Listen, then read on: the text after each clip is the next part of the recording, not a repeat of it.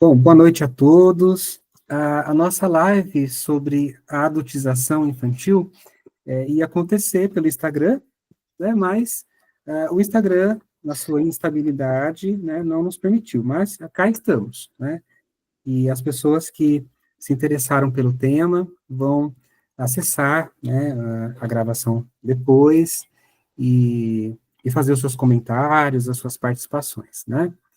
Bom, boa noite, Dalina, boa noite, Natália, prazer, uma alegria reencontrar vocês, e reencontrar a Dalina é um prazer, assim, grande, porque a Dalina é uma amiga do coração, né, tem pessoas que a gente vai levar para o resto da vida. Eu Eu acho que até, espero.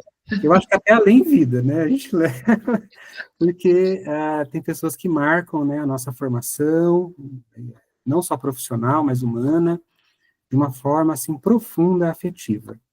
E nós, né, Natália, a gente tem aqui no Oeste uma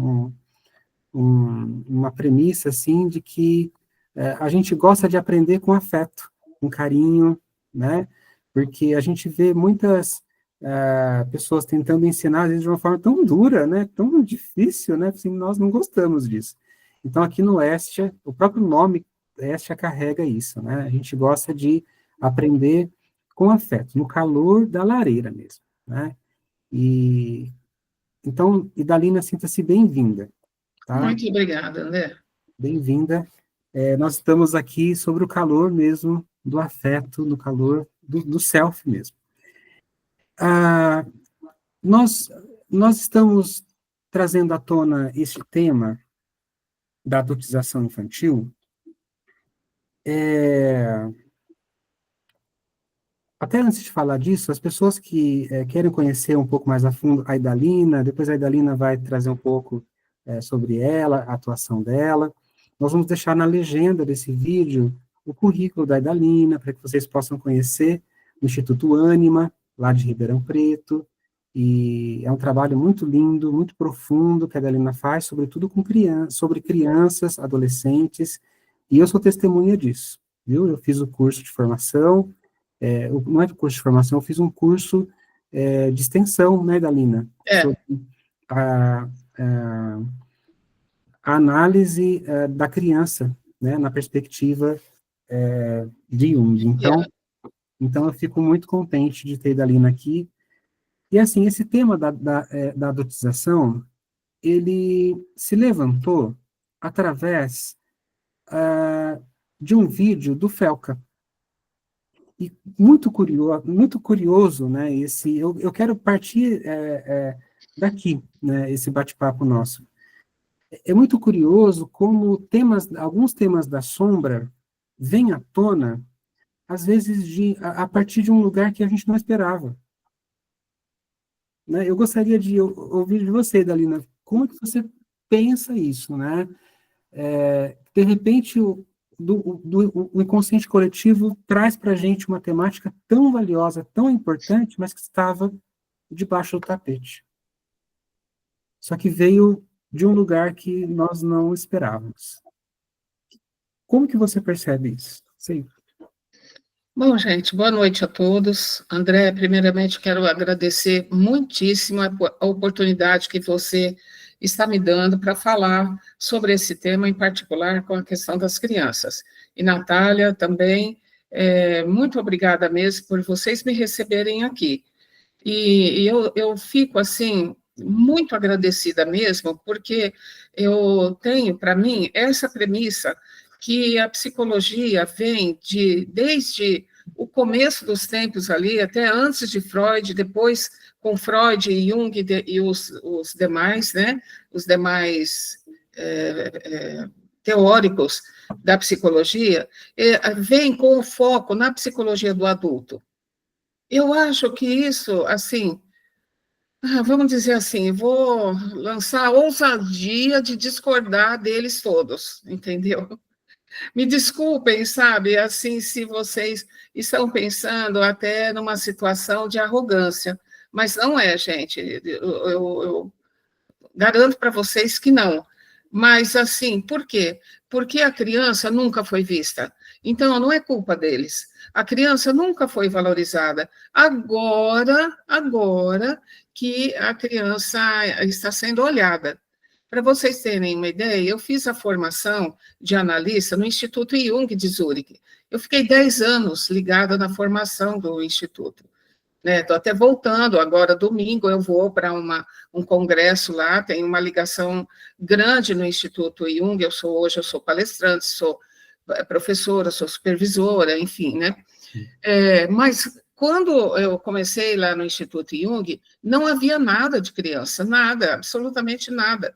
Então, eu mesma fiz um trabalho lá dentro do Instituto Jung para que houvesse a formação de crianças. Começou mesmo, assim, comigo e com outros 6, que a gente chegou na diretora de estudos e falou como um instituto que tem 70 anos, tinha 65 anos, tem 75 agora, né?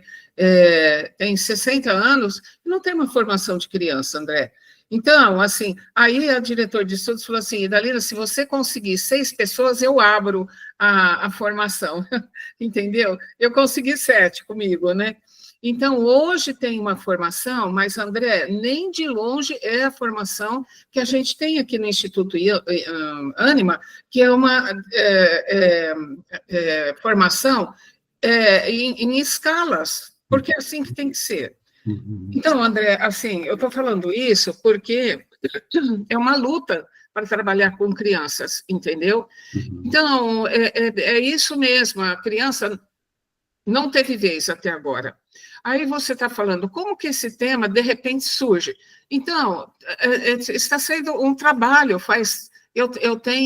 eu formei em 2016, vai fazer 9 anos que eu formei. Então, assim, 9 anos trabalhando, para que essa coisa venha à tona. É uma briga mesmo com o profundo do inconsciente e da sombra, entendeu? É uma briga mesmo. Então, o que acontece? Eu acho que agora, quando eu vejo, quando você fala assim, a situação veio de onde menos se esperava, você vê quantas vezes isso chegou nas autoridades. Quantas vezes? E, de repente, vem o Felca, né, e faz um movimento que não foi assim, não demorou nem tanto tempo, foi uma situação que ele participou, e, de repente, parece que todo mundo acordou. Né? Todo mundo acordou. E eu acho isso fantástico, sabe? Eu acho, assim, mesmo que o Felca foi alguém que trouxe um recado do self para dizer assim, olha, meu filho, vai lá, você está aparelhado, você está em condições de enfrentar essa coisa horrível que é a questão da falta de cuidado com as crianças. É você, sabe, eu acho que o self, ele escolhe pessoas, escolhe aqueles que são e eu acho que isso tem a participação até de Hermes, né, o deus da comunicação. Então, assim, vem o self, fala para Hermes, para essa instância, fala, agora você apadrinha essa pessoa.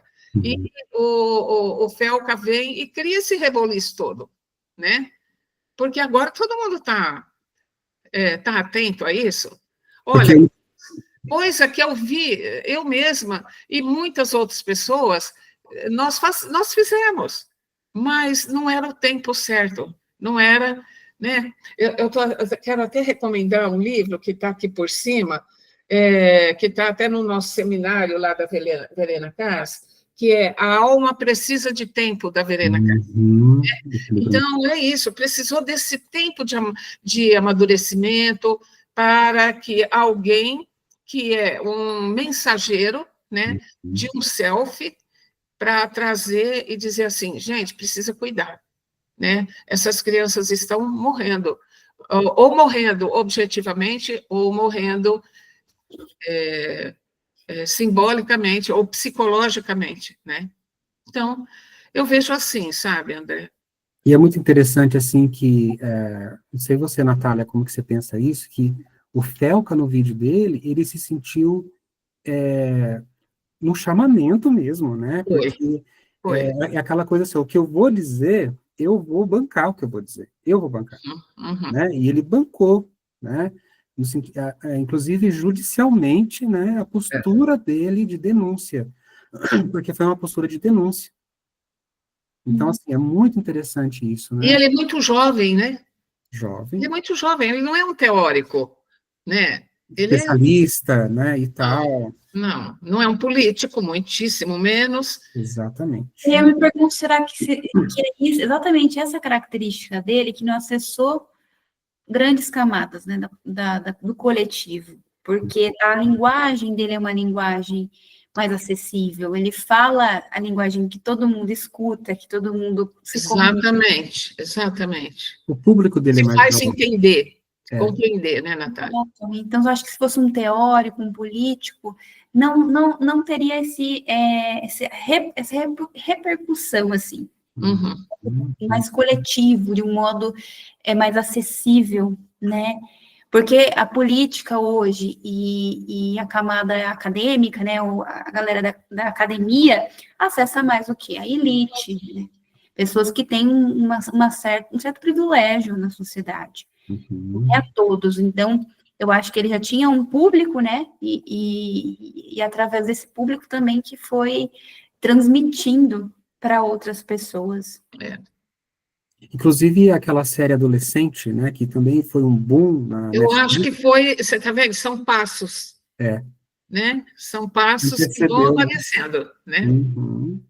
Vem por camadas, né, Dalina, como você disse, né, assim, a Exatamente. informação. Primeiro tem que vir uma camada, ó, vamos lidar com esse tema, porque a série adolescente, ela traz essa perspectiva, assim, todos os personagens estão escondendo algo, estão escondendo a dor. Não é só o adolescente que está escondendo a dor, né? A mãe dele está escondendo a dor, o pai, a própria psicóloga está escondendo a dor, né? Então, esconder a dor. De repente vem alguém falando assim, olha, tem algo aqui para a gente olhar. Uhum. Só que ele não vem em tom de convite, não. Eu vou denunciar isso. Olha o que está acontecendo, né? Uhum. De tão sério que é. Então, houve um levante mesmo, né? É uma onda que se levantou Eu acho. e agora é hora da gente, nós que somos especialistas, nós temos algo para falar sobre isso também. Eu acho que é isso. Eu acho.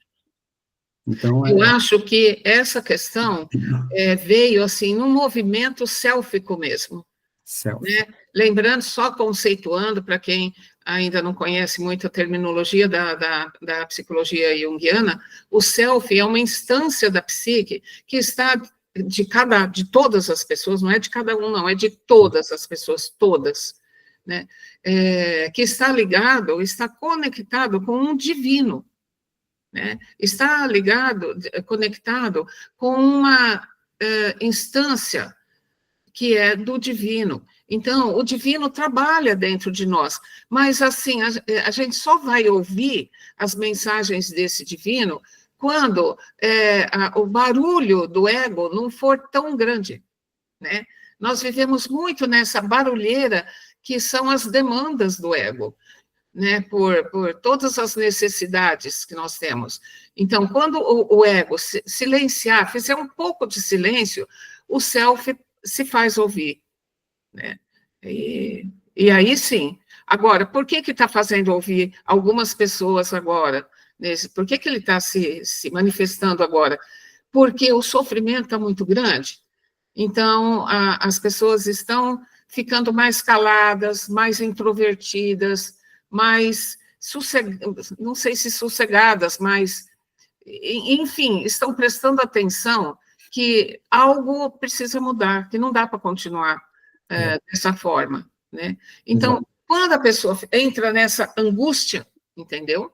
E é importante a angústia, né? Quando a criatura entra, nós, né, entramos numa certa angústia, a gente cala as demandas do ego.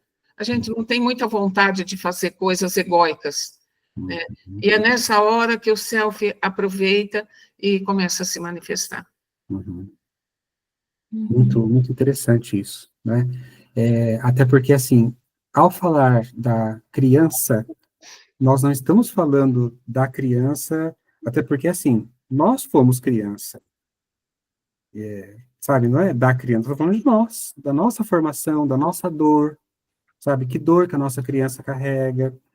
Muito se fala da criança interior, às vezes eu falo assim, a gente tem que falar do adolescente interior que nós carregamos também, porque todos nós temos, né? Então, assim, as dores que nós carregamos. Então, acho que chega uma hora que essa angústia, né, que essa dor, que esse movimento, ele espera algo que não venha do ego, né? O ego não vai dar conta Não disso. dá conta. Precisa vir de algo muito maior que o ego, que nós que trabalhamos com psicologia junguiana, o Jung tanto conceituou muito bem, inclusive, né, como self, que é algo muito maior que o ego, que ordena, né, que junta tudo, inclusive aquilo que está embaixo, né, aquilo que está na dor. Então, quando o ego se cala para ouvir o self, se prepara, porque o self vai trazer coisas muito interessantes, boas e potentes, mas vai trazer sobre a dor também, né, sobre o sofrimento. Eu posso opinar com relação a isso que você está falando? Pode. Eu vejo assim, nós estamos falando de crianças que passam por toda essa situação, né? E estamos falando de adultos que se aproveitam dessas crianças e promove toda essa situação dramática, terrível mesmo para essas crianças, né? Que são situações que vão marcar o resto da vida dessa criança, sabe? Isso não vai permanecer sem marcas, não vai, isso é certeza. Então, eu penso assim, essas pessoas que são capazes de promover esse horror, que são capazes de promover essas situações assim tão difíceis, inclusive, eu estou tendo dificuldade para estar aqui, entendeu? Eu estou tendo dificuldade, nós estamos criando também um seminário, né, que depois eu já devo ter passado para você, então, assim, hoje eu vi o cartaz do seminário, eu fiquei pensando, gente, nós vamos ter que fazer isso mesmo? Passar um dia inteiro falando sobre isso? Dói, entendeu? Eu gostaria de não precisar, porque é um tema ruim esse, para nós que somos os especialistas nisso, é um tema ruim de ser tratado. Então, assim, as pessoas que promovem isso nas crianças, nos adolescentes, nas famílias, em nós, que somos os terapeutas, são pessoas também marcadas, sabe? Quando eu vejo o mal sendo graçado, assim, nas famílias, na sociedade, no mundo, na política, nas guerras, eu fico pensando, quem são essas pessoas que promovem o mal? Quem são eles? Não tenham dúvida, são pessoas que também sofrem. Né? Tudo é sofrimento. Quem está envolvido em fazer o mal, ou quem está sofrendo o produto desse mal, são pessoas extremamente sofredoras. E eu acho que a gente tem que tratar tanto aquele que sofre, mas também aquele que promove, sabe? Com a necessária atenção, porque acredito que quem sofre o mal sofre, tem em si um sofrimento, uma dor menor do que aquele que promove. O Chico Xavier falava isso, é preferível ser a vítima do que ser o algoz, né? Então, esses monstros, né, na verdade, eles são pessoas extremamente sofridas, extremamente. Thalina, e como você enxerga na prática clínica, né, esse fenômeno acontecendo com as crianças, com os adolescentes e até mesmo com os adultos?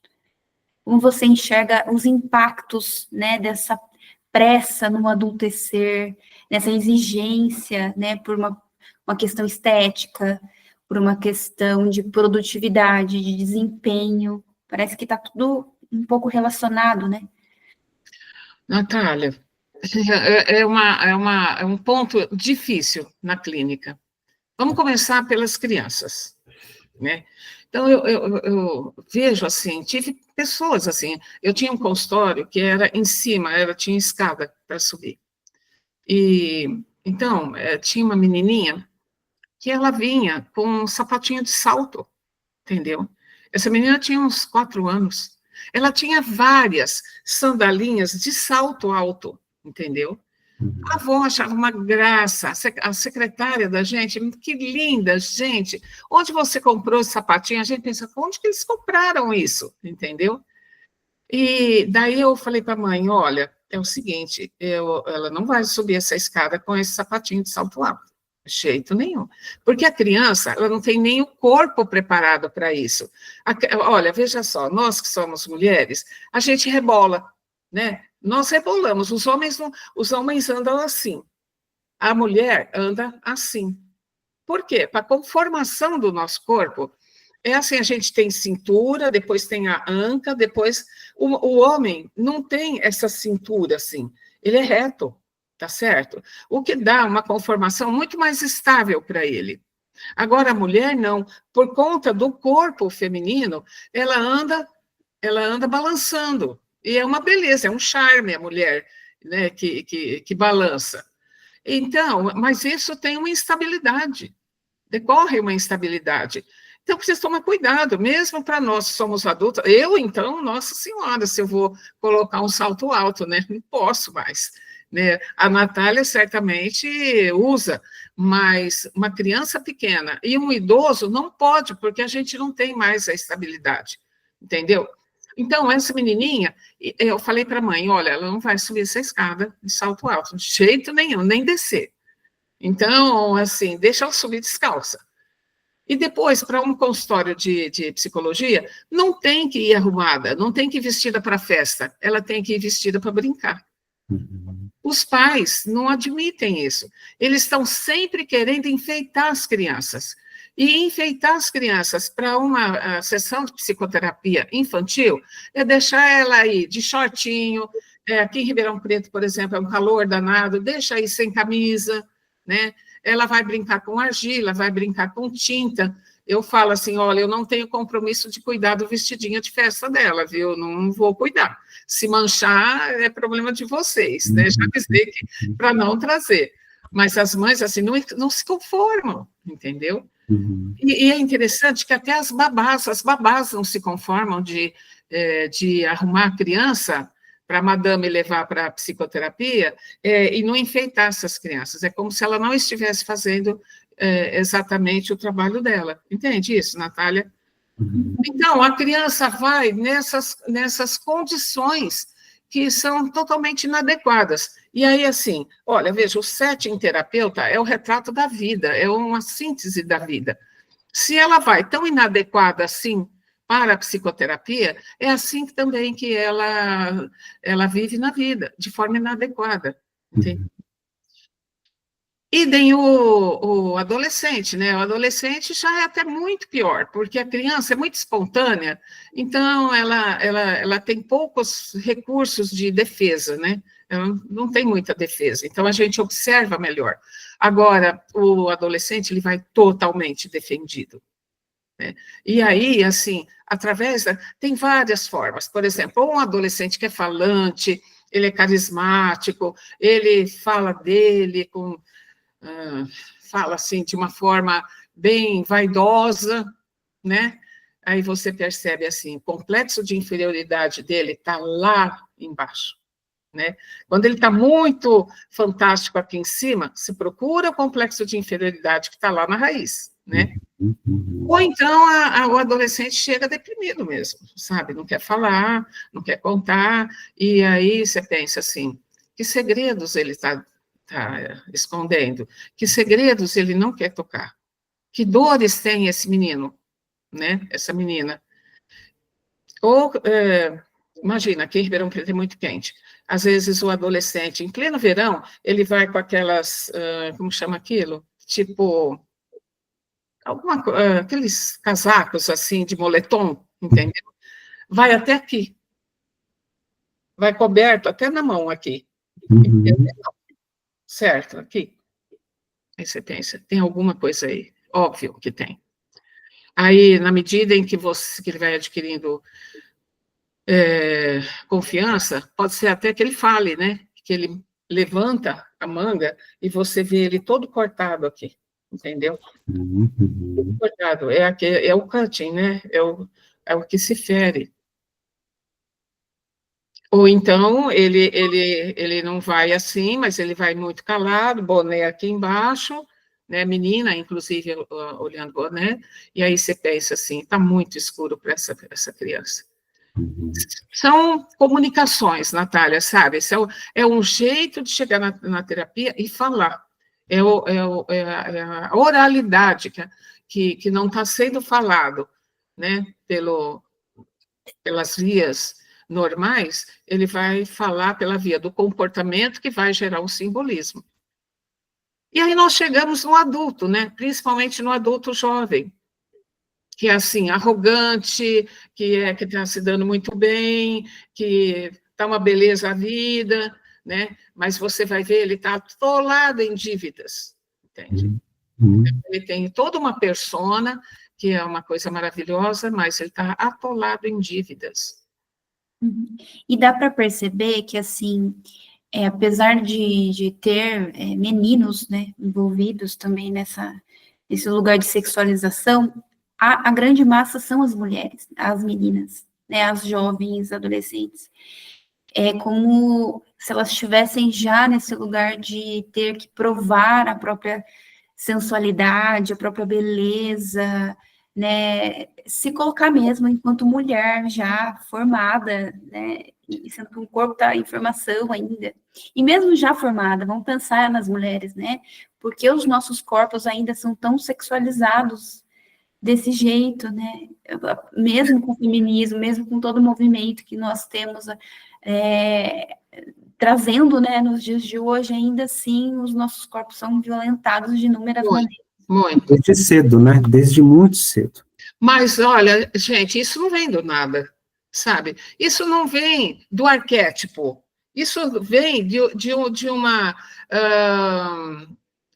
vivência do comportamento que a menina observa. Vamos falar da menina, que fica mais fácil de entender, né? Da menina, do comportamento que a menina observa. Porque essas meninas... Olha, gente, a criança imita tudo, a criança observa tudo. A criança aprende muito mais pela observação do que pelo ensino formal. Né? Exatamente. Então, assim, de repente, ela vê a mãe fazendo esse tipo de coisa, ela imita a mãe, entendeu?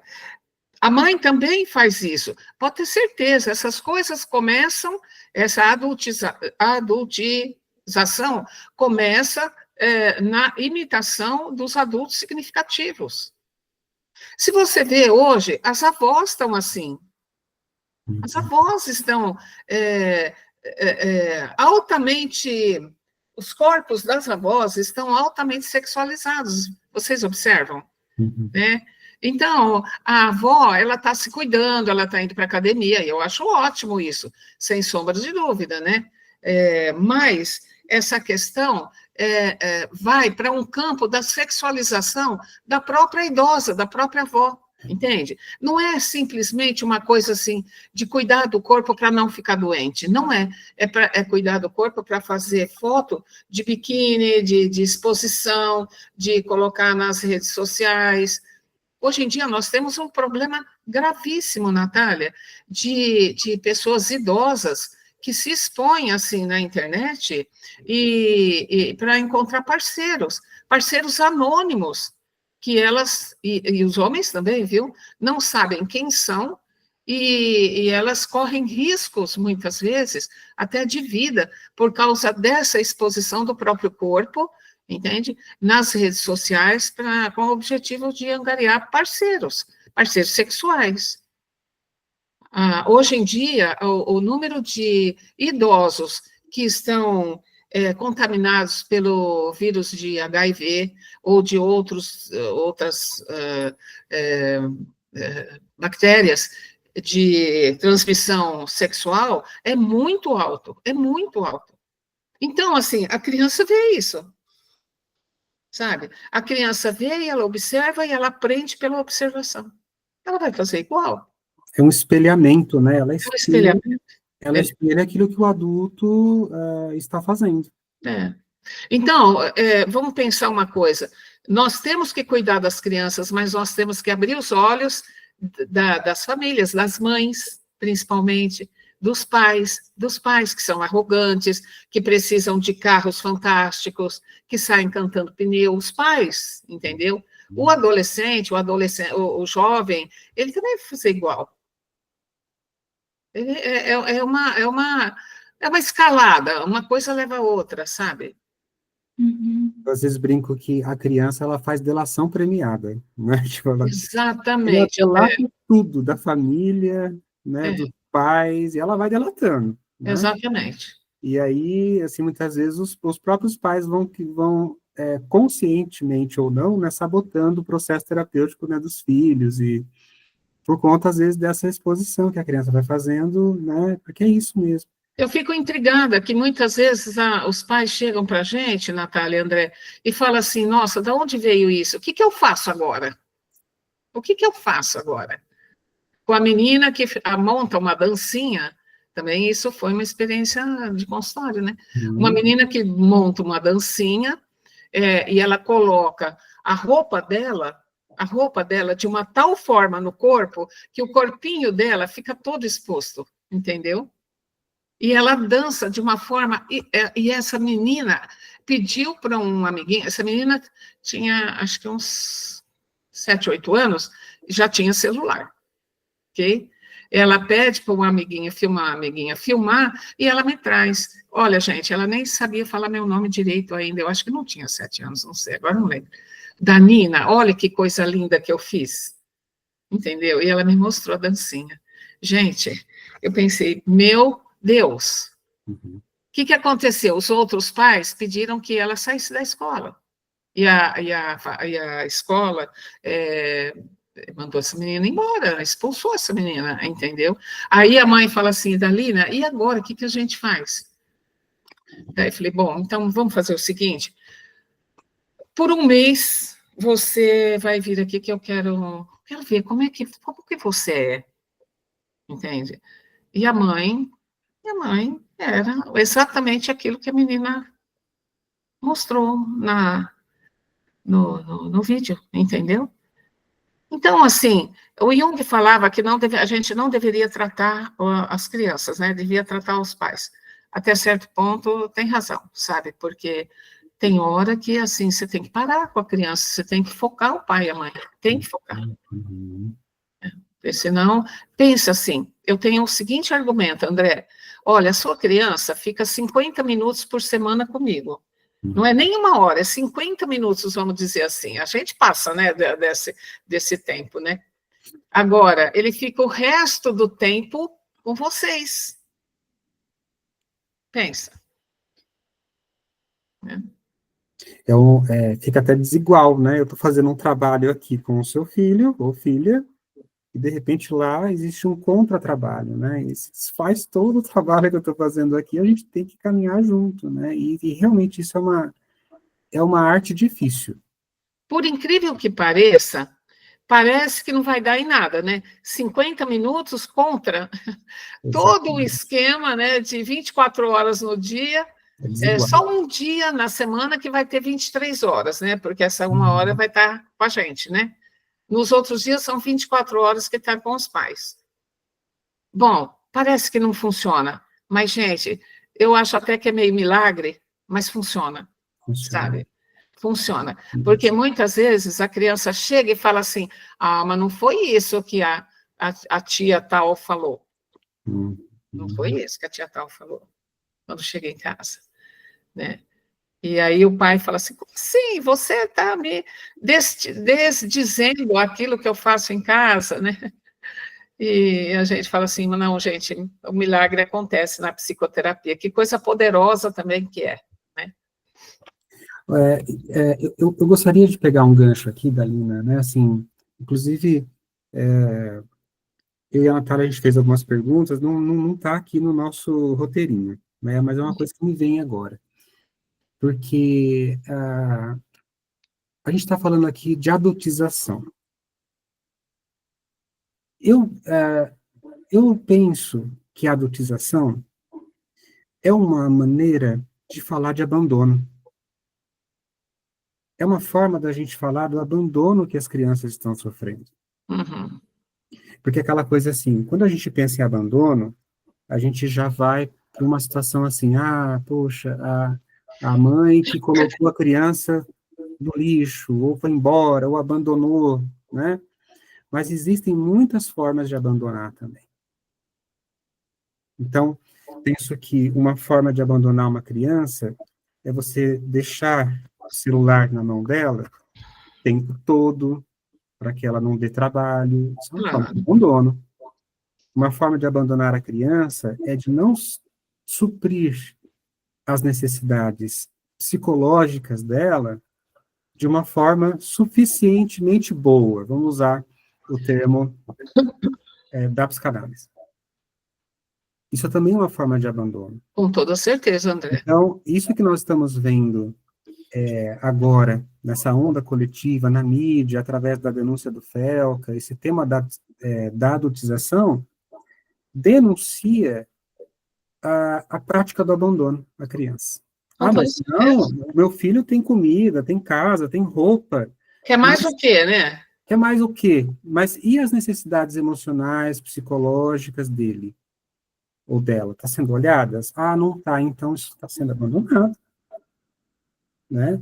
E aí eu fico pensando, aí a pergunta que não quer calar, né? Quais as consequências, os impactos, né, na formação de uma criança que está passando pelo processo, vou chamar assim, né, pelo processo de adultização?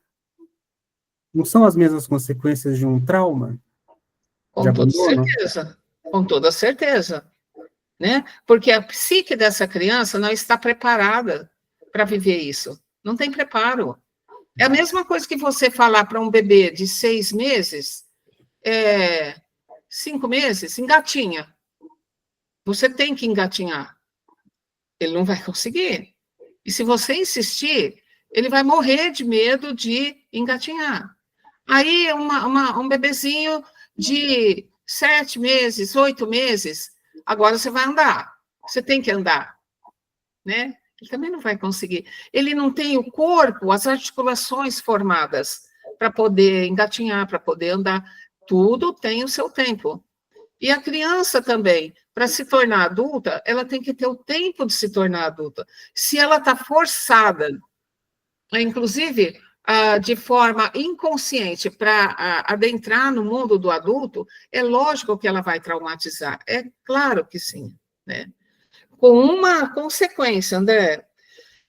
Olha, quanto mais a criança é estimulada às vaidades do adulto, ela estimula, em segundo lugar, as glândulas do seu corpo. Então, assim, uma menina que vai fazer unha, a mãe faz unha, mas ela também vai lá, ela tem a unha comprida, pintada, toda semana ela vai na manicure. Ela já, uma criança que tem o cabelinho enrolado, ela vai fazer selante para alisar o cabelo, ela vai pintar o cabelo, né? Aos 7, 8 anos, a criança já quer o sutiã, então ela vai usar um sutiã sem ela ter o seinho, mas ela quer usar o sutiã, entendeu? E outra coisa também, ela vai ver nos jogos, na televisão, cenas de sexo, né? Os beijos mais quentes, posições dos corpos, os adultos, né? Realizando atitudes sexuais. Esses estímulos são estímulos que chegam no sistema nervoso central, no cérebro mesmo, né? E estimula regiões do cérebro responsáveis pela inervação da periferia, dos órgãos, das glândulas endócrinas responsáveis pelo desenvolvimento sexual. Então, esses ovários, por exemplo, e os testículos dos meninos, eles vão ficar estimulados pela visão, pelo olhar, né? E tudo isso vai gerar fantasias. Entende isso? Nós, psicólogos, sabemos muito bem que, às vezes, a fantasia tem um valor muito maior do que a própria realidade. né? Então, assim, essas fantasias elaboradas vão estimular essas gônadas, esses órgãos genitais. O que acontece? Criança com 9 anos, 10 anos, estão menstruando. Os meninos que iriam ter a primeira poluição noturna, a primeira ejaculação espontânea, que seria lá pelos 13 anos, 14 anos, aos 10 anos já está acontecendo. Certo? Então, quando a mãe veio, né, e chega assim, mas Idalina, ela menstruou. Ela está com 9 anos, menstruou. Eu falei, você lembra do sapatinho de salto? Você lembra do batom? Aos 6, 7 anos? Você lembra da manicure que ia toda semana? Você lembra da dancinha sensual? E vocês aplaudiam, a avó aplaudia? Entendeu? Então, é isso. Ah, mas não é possível. É possível. Eu acho que está na hora da gente assumir a nossa culpa, né? Isso, né? Porque é aquela coisa assim, é muito fácil. Claro que, por exemplo, nessa denúncia do Felca, tem um culpado que vai ser punido pela lei, né? Mas acho que está na hora da gente trazer a nossa culpa, né? Como A pai, culpa de como quem está mãe. dentro de casa, né? Quem Exatamente. está consumindo, né? Porque a gente consome sem perceber, muitas vezes sem ter consciência disso. Uhum. Exatamente. Lembra que eu falei das avós? A minha avó, acho que as de vocês também, eram mulheres, assim, completamente diferentes das avós de hoje, né? Entendeu? Muito diferente. De algumas, né? Nem todas são assim, graças a Deus, né? Uhum. Mas tem algumas que estão muito preocupadas e muito envaidecidas e estimuladas a serem mulheres, assim, altamente sexualizadas. E são elogiadas por isso. E as crianças observam e se tornam. Então, tem uma avó de 70 anos tendo esse tipo de vida, e tem uma menininha de 7 anos observando a mãe, observando a avó e se tornando uma delas, adulta. Eu não sei se eu estou viajando muito, mas a gente gosta de viajar, né? De imaginar, mas de fazer conexões. Eu acredito que eu tenho essa permissão, né? Para pegar o conto de fada, que é uma coisa que me veio agora, justamente agora. Pegar o conto de fada da Chapeuzinho Vermelho e trazer um pouco uma leitura, porque quando eu leio o Chapeuzinho Vermelho, a primeira coisa que me vem na cabeça, o que essa menina está fazendo sozinha na floresta? É uma interpretação que está me vindo agora. Cadê a mãe dessa criança? Sozinha na floresta. Né? Claro que a gente pode ter outras interpretações, né? Porque é isso, assim, a meu ver, é isso que está acontecendo, né? Assim, nós não estamos olhando para a criança, para a necessidade dela. E o que acontece, no conto a gente vê o que acontece. Nós sabemos como que o conto termina. Concordo com você inteiramente. O que acontece no conto e como ele termina. Parece que você vê, olha só, o conto ele traz uma narrativa coletiva que está acontecendo debaixo dos nossos olhos. Ou seja, essa situação ela não é tão nova assim. Vamos olhar para a criança, porque olha no que vai dar, né? Então, e aí eu fico pensando, né, Idalina, Natália, o que nós podemos fazer? Inclusive, para a gente ir caminhando aqui para o desfecho da nossa conversa, do nosso bate-papo. O que nós podemos fazer, né, enquanto profissionais da área da saúde mental, mas de uma forma mais ampla mesmo, sabe? O que nós podemos fazer urgente, né, para que nós possamos ajudar as crianças, os adolescentes, porque o lobo mau está aí, sempre teve. Sempre teve. Não é, oh, meu Deus, tá aí, o lobo mau tá aí, há muito tempo. Né? Esse conto da Chapeuzinho Vermelho é um conto dos irmãos Grimms, que apareceu em fim de 1700. Aí. Né? É muito antigo. Então, nós estamos falando de um enredo arquetípico que está acontecendo e tal, o que nós podemos fazer, né? Qual que é a postura que nós temos que ter?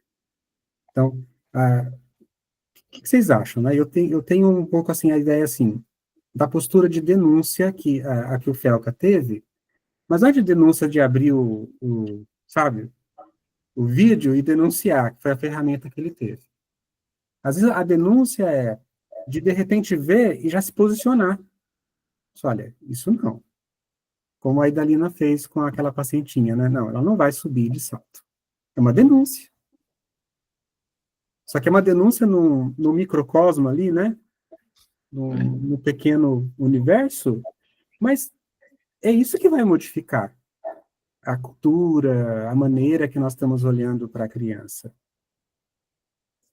A meu ver, né? Então, queria ouvir vocês, né? Qual o caminho que a gente pode ter, né, diante dessa situação? Eu acho que se relaciona até, né, com os nossos comportamentos enquanto coletivo, enquanto pessoas dentro da sociedade. O que a gente consome nas redes sociais, mas também como a gente observa esse movimento nas nossas famílias, com as nossas crianças, né? Então, talvez é não aplaudir, não dar, não tornar isso um espetáculo, né? Então, o que a gente curte? Sei lá, às vezes um parente postou alguma coisa de uma criança que você identificou, né, um comportamento muito adultizado, talvez é dar um toque, talvez não incentivar, né? E para o outro lado, né, talvez chamar para reflexão, chamar para o pensamento crítico em relação a isso, né? Mas eu vejo que é no dia a dia, né? No A dia a gente dia. pode atuar no dia a dia, né, Idalina? O que você pensa?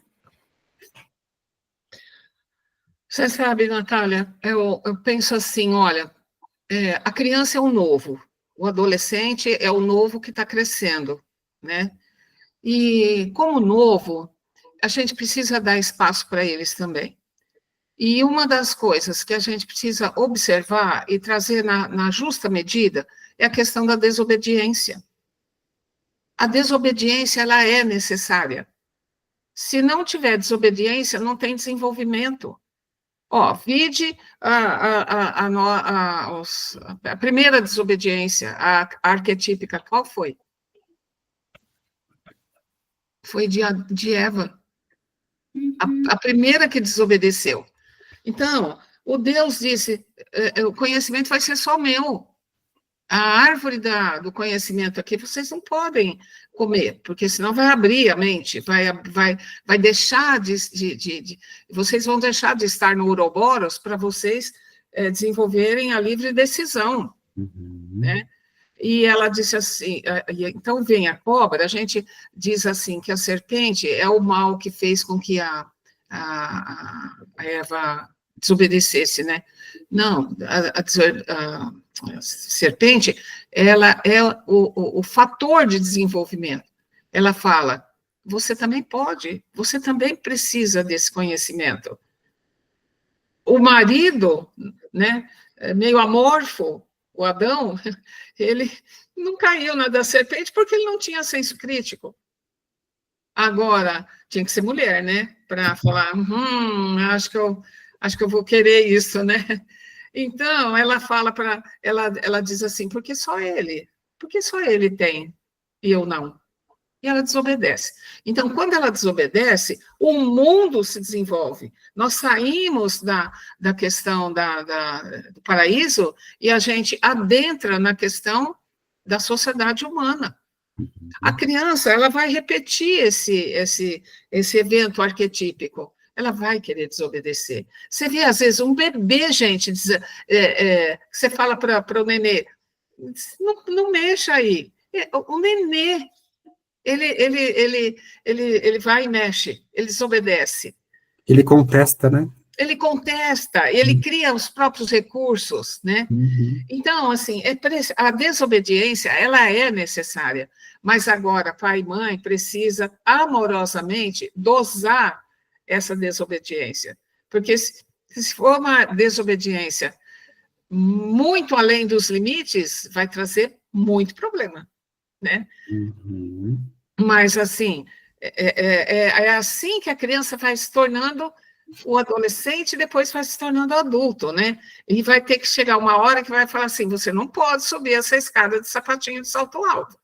Não, você não vai, você não vai. Isso aconteceu aqui em casa, né? Com 17 anos, mas eu vou sair com meu amigo que tinha feito 18 e que pegou o carro pela primeira vez, porque naquele dia ele tinha recebido a carta. Aí eu disse, não, você não vai sair com ele. Ele dirigindo, não, porque assim, tá, ele tem a carta, mas ele não tem o reflexo ainda. O sistema nervoso central ainda não está preparado para ter o reflexo na hora certa. Você não vai. E aí, você é horrorosa, você não sei o quê, você é insuportável, sabe? Tudo bem, né? Mas você não vai, porque você vai correr risco de vida. Gente, parece incrível. Naquele dia, meu filho não foi. Ficou muito bravo comigo, sabe? Muito. Mas o amigo foi, e quando ele estava saindo de uma via para entrar para uma principal, ele, sem o reflexo necessário, ele não viu uma caminhonete muito maior que o carro dele, e a caminhonete bateu, acabou com o carro dele, entendeu? Acabou. E bateu exatamente do lado do passageiro. Você já imaginou? Né? Então, assim, tem hora que você tem que falar um não. Sinto muito, mas você não está compreendendo, é não mesmo, não vai mesmo. E sustentar o não. E sustentar, não pode ter medo, né? Uhum. Não pode ter medo.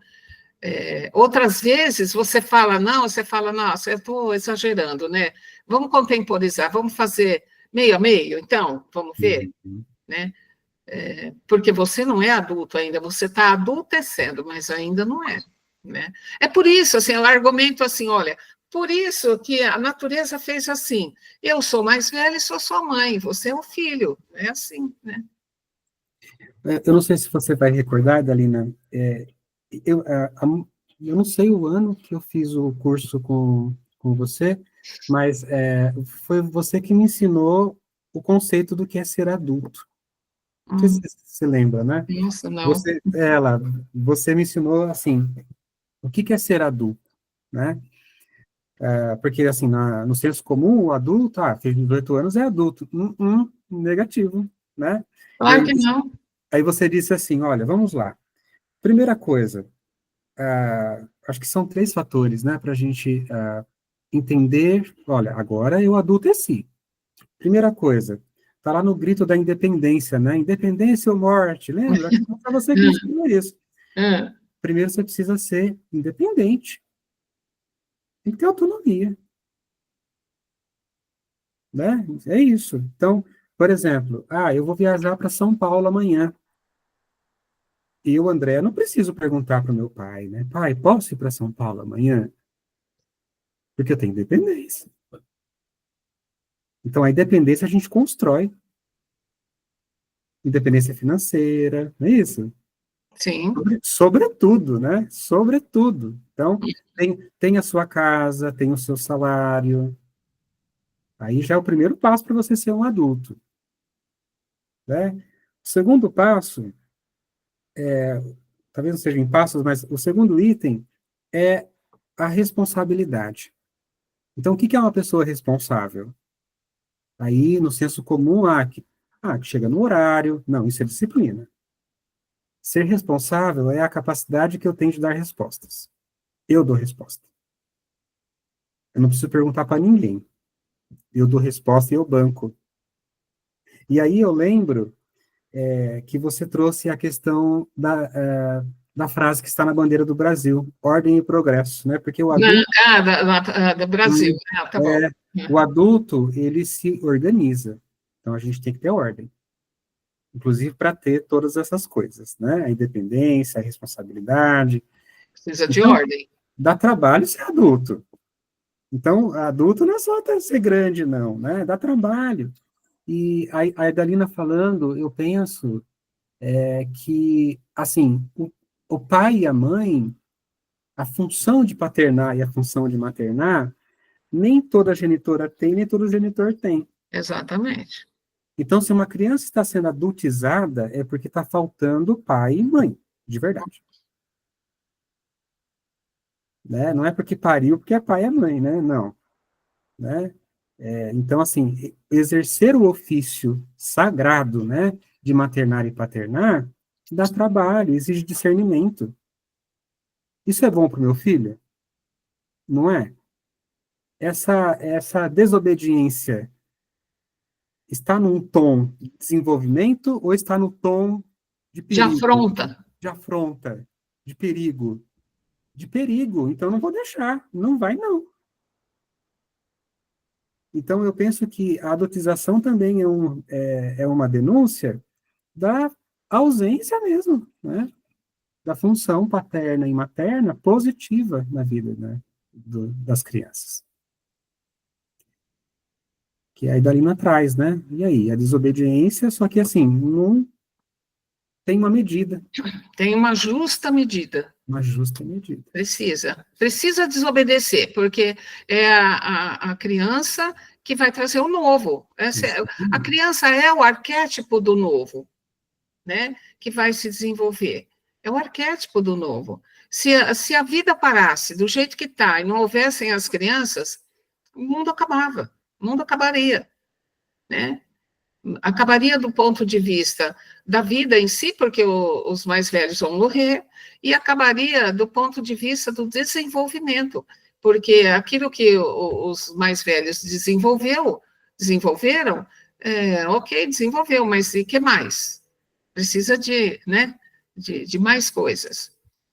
Ontem eu fui ver um seguro, eu vou viajar domingo, e aí eu fiquei, o rapaz, não, o robô lá do cartão me falou, passo A, passo B, passo C, não dá erro, não tem erro, a senhora vai conseguir. Gente, eu não consegui, né? Aí chamamos um rapaz que devia ter uns 25, 26 anos, né, do banco, né, trabalhador ali do banco, ele chegou para mim e falou assim, Idalina, você pode me dar seu telefone? Fica aqui comigo e vê. Gente, passo 1, passo 2, passo 3, passo 5, pronto, tá pronto, olha aqui, seu seguro. Entendeu? Eu falei, gente, como é que ele sabe uma coisa tão óbvia que eu não sei? Entendeu? Porque a cabeça dele já funciona assim, entendeu? Então, hoje você vê que esse pessoal técnico nas diversas áreas aí de trabalho, eles são cada vez mais jovens. Não porque está se desprezando os mais velhos, é porque os mais novos têm um conhecimento que eles foram adquirindo que nós, a nossa idade, pessoas da nossa idade, não têm, não conseguem ter. Os mais novos têm. Né? E isso é desenvolvimento. Agora, se não houvessem esses jovens se desenvolvendo, a vida para, não tem como. Então, precisa dar oportunidade para a criança se transformar em pré-adolescente, em adolescente, em adulto jovem e adulto. Precisa dar essa oportunidade, favorecer com vigilância. Né? Se não tiver vigilância, eles se perdem. Né? Se perdem. Que é o que está acontecendo. Que é o que está acontecendo. Nessa questão da adultização. Se perde. Dá chapeuzinho vermelho. E as crianças, assim, se tornam adultas de uma forma totalmente distorcida. É aquilo que eu falei da menina que anda de uma determinada forma. É a norma biológica. Que o menino se desenvolve assim. Você vê hoje, por exemplo, um rapaz que anda rebolando, é totalmente artificial, porque ele não tem corpo para isso. Ele não tem o corpo preparado para isso, né?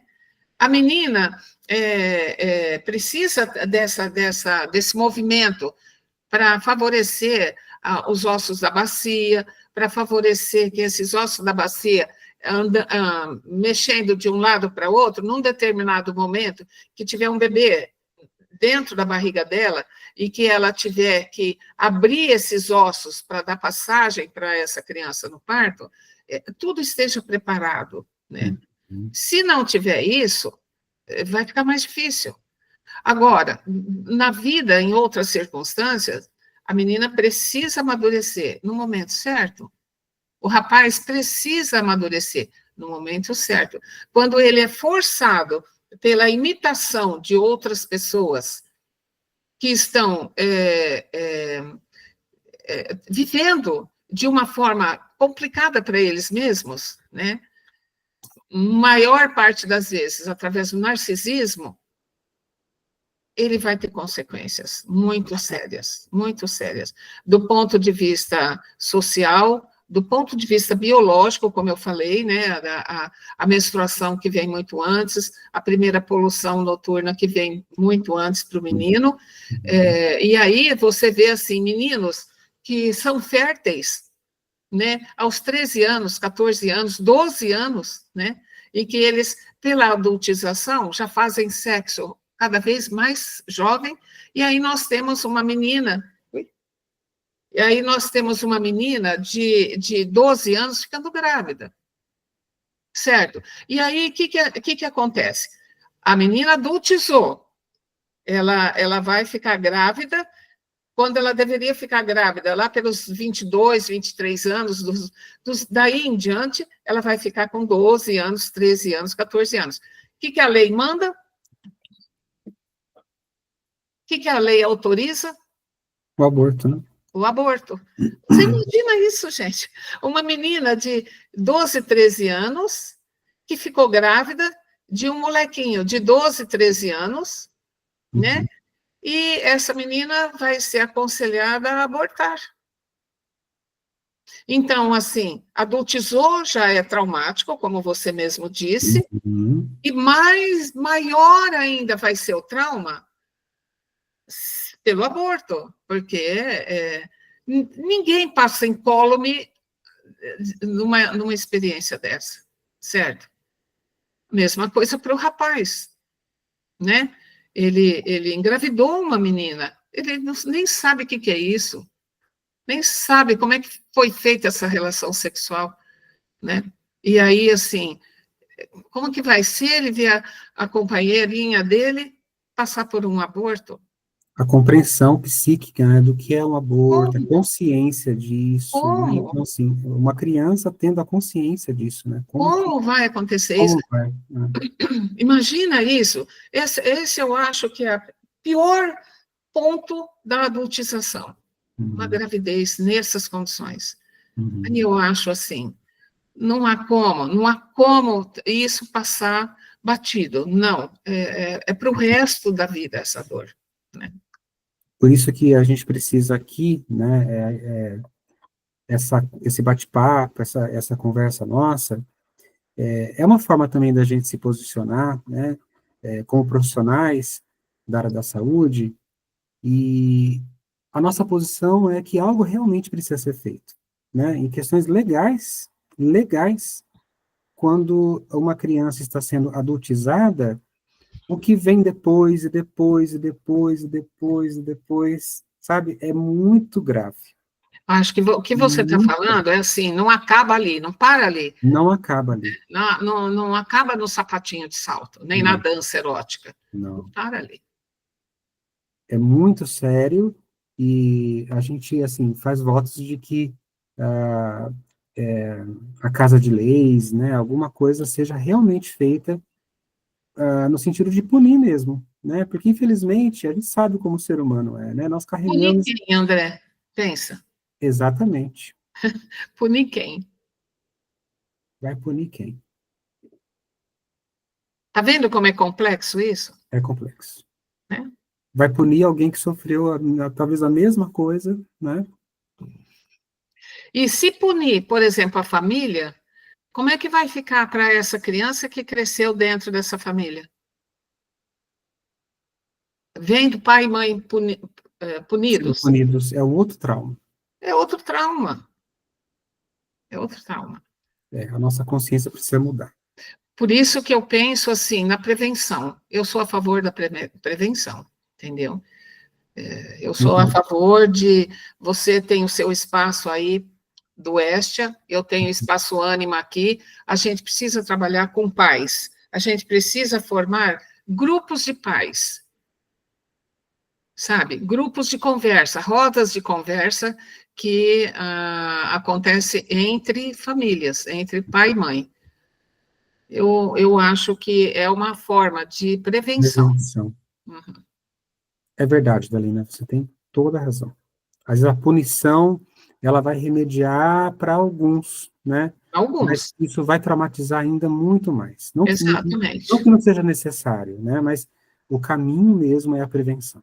É a prevenção. É o trabalho árduo nosso de passar informação, de conscientização, né? De trazer o discernimento.